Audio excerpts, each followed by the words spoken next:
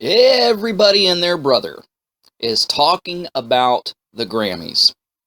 The unrestraint, the unapologetic, the gratuitous, the in-your-face, the blatant display of Satanism and sexual perversion. I mean, they're not even trying to hide it anymore. They're not even trying to put a veneer of artsy-fartsy on it and pawn that off as, oh, you're overreacting. It is what it is. It's in your face. They are literally worshiping the devil in theatric form and performing ritualistic magic right before our very eyes. But see, my problem with the whole deal is the attention that believers are giving this. It's like what's been said, even bad publicity is good publicity. When Ozzy Osbourne bit the head off that bat on stage, the news spread everywhere, and everybody knew who Ozzy Osbourne was. He became a household name. What he did, now, decades later, have become the fodder for memes on social media. It increased his fame. If it wasn't for that, would there have been, a reality show decades later with Ozzy Osbourne in it? So no publicity is bad publicity. There's no publicity that's bad, in other words.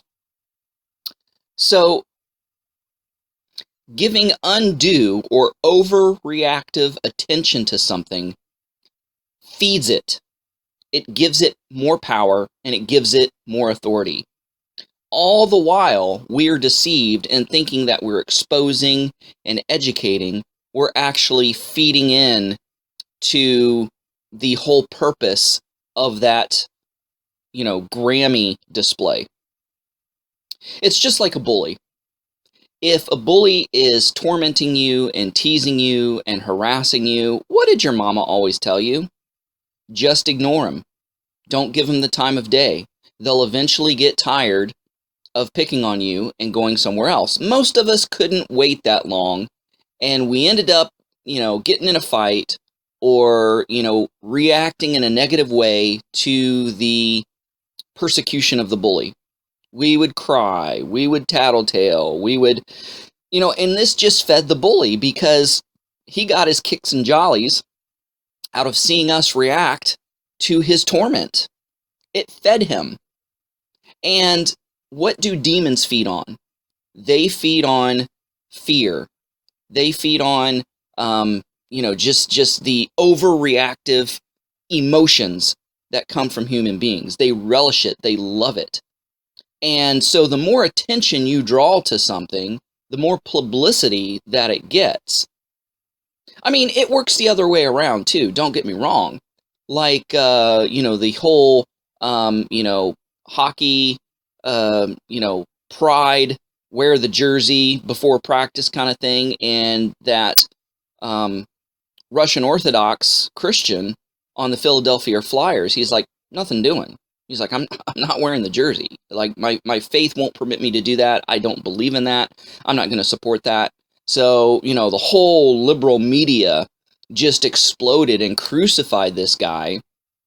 And while at the same time, this negative, bad publicity was good for this hockey player because within, a day or so, his hockey jersey sold out, showing the support of people who believed in the stance that he took against, Pride Night, on hockey.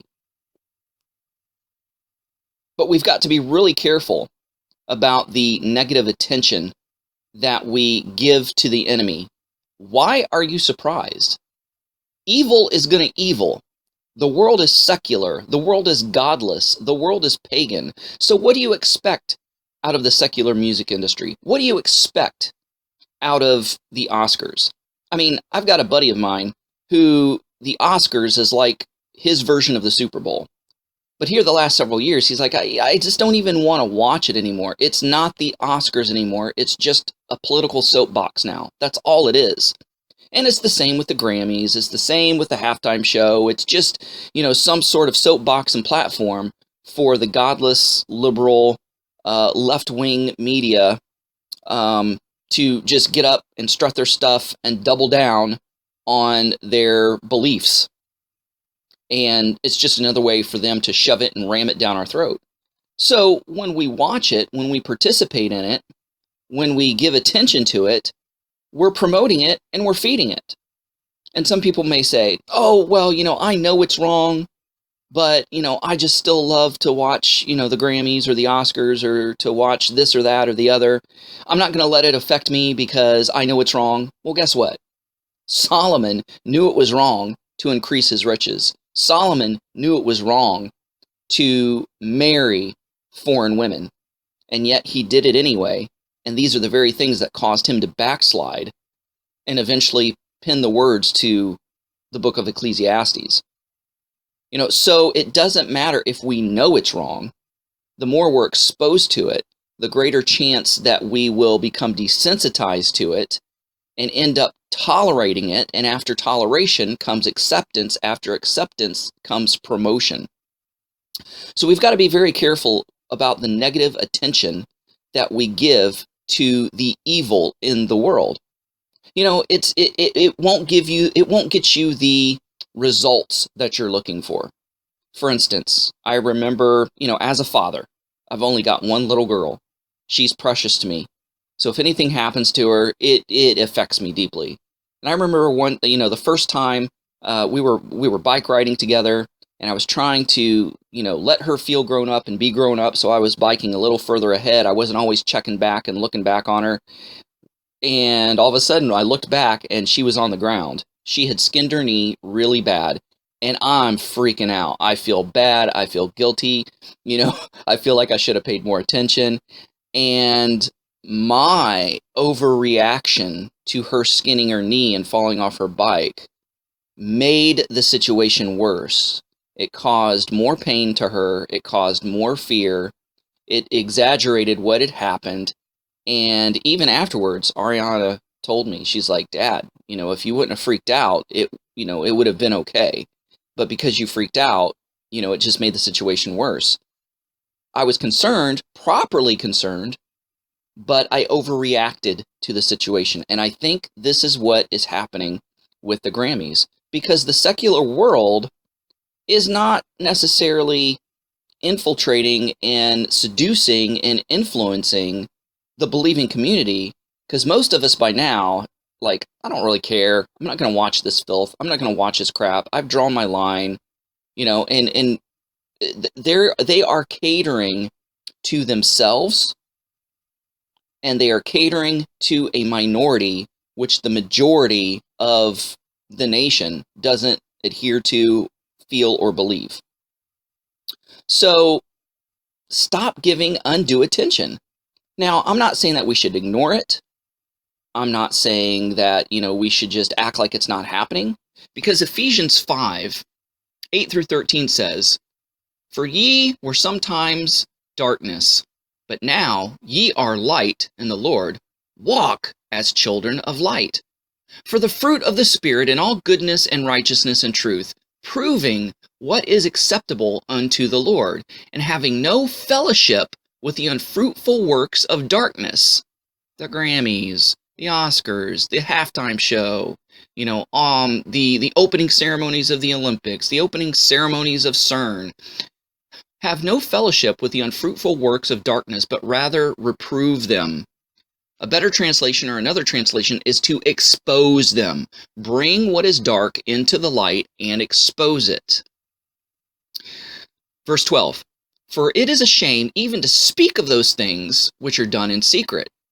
So we see these things that are done in secret and expose them, and we're like, oh my goodness, oh my Lord, I have never in my life seen, and we overreact, and that overreaction draws unnecessary, undue attention in such a way that feeds what we're trying to expose and squash.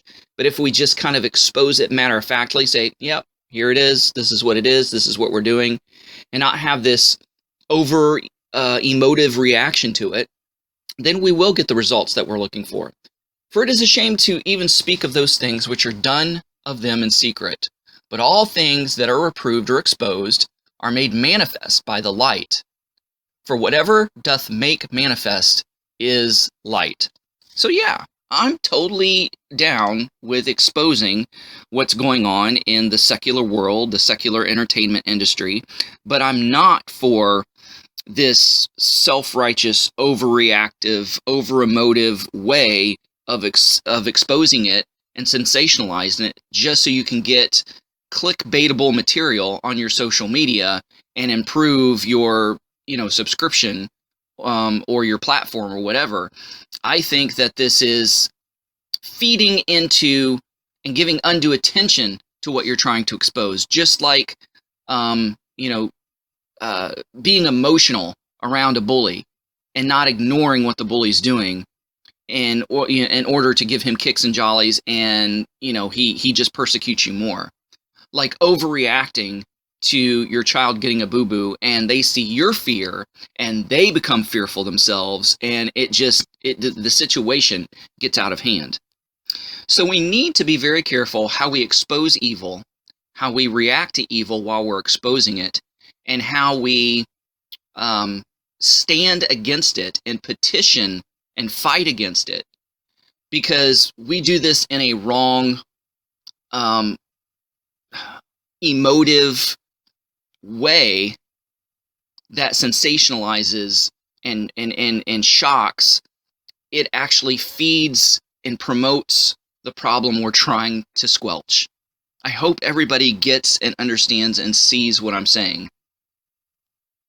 Let's calmly, matter-of-factly, systematically expose the evil and the perversion and the paganism that's in secular society, that's in the secular entertainment world. Do it in such a methodical, matter-of-fact way, without all the gasps and shocks and overly emotive descriptory ways. Because when we do that, we're feeding into that sensationalism and fear and promoting it. We don't want to promote it. We want to expose it. Expose it so that people will be educated and the darkness will be brought into the light and exposed, and people will shun it, rebuke it, renounce it, and walk away from it. Not so that people will go and find as many images and videos that they can of what we're trying to expose, because they want to be entertained and titillated, and they love that that sensationalism of shock and oh my goodness kind of thing, because that just ends up promoting it and feeding it and giving it power. We want to strip what's being done of power. And this is not only showing emotions of shock, but showing emotions of fear and showing emotions of anger. The most powerful emotions, negative emotions that feed spiritual entities, is fear and anger. And oftentimes our anger is disguised and falsely dubbed as quote-unquote self-righteousness or righteous indignation. No, we just want an excuse to go off. We just want an excuse to show our anger and to express emotively our anger. We're not doing it in a righteous way, in a way that is beneficial to what we're trying to do. When we react with such fear and anger, not only does it feed the enemy, but the enemy turns it right back around and uses it to mock us. We see this portrayed in shows and movies and in songs all the time, where they portray a believer as a right-wing nut job, overreactive, uber religious, weirdo, and they just kind of use our ammunition against us, and we've got to be very, very careful of that. Righteous indignation will cause us to act properly, and it won't be expressed in overtly emotive ways. Because actions speak of faith. Emotions speak of feelings. And we walk by faith and not by sight. We walk by faith and we don't walk by our emotions. Because emotions come from the heart, and Jeremiah says that's the most evil, wicked thing about us. Who can understand it? Who can know it? And that's the slogan for the world, is follow your heart, follow your heart, follow your heart. Well, my heart is evil. My heart wants self-indulgent, wicked things. And even indulging in overtly overexpressive emotions of anger and trying to pawn it off as righteous indignation is not doing us any good. It totally backfires on us. So folks, keep exposing, keep educating folks about the evil around us, but do it in such a way that doesn't feed into the publicity of it, the sensationalism of it, because that's what perpetuates it, and that's what gives it even greater power than it did when before we even started handling it and dealing with it and talking about it. Guys, thanks for listening. Go out there and have a great day. Shalom, and God bless.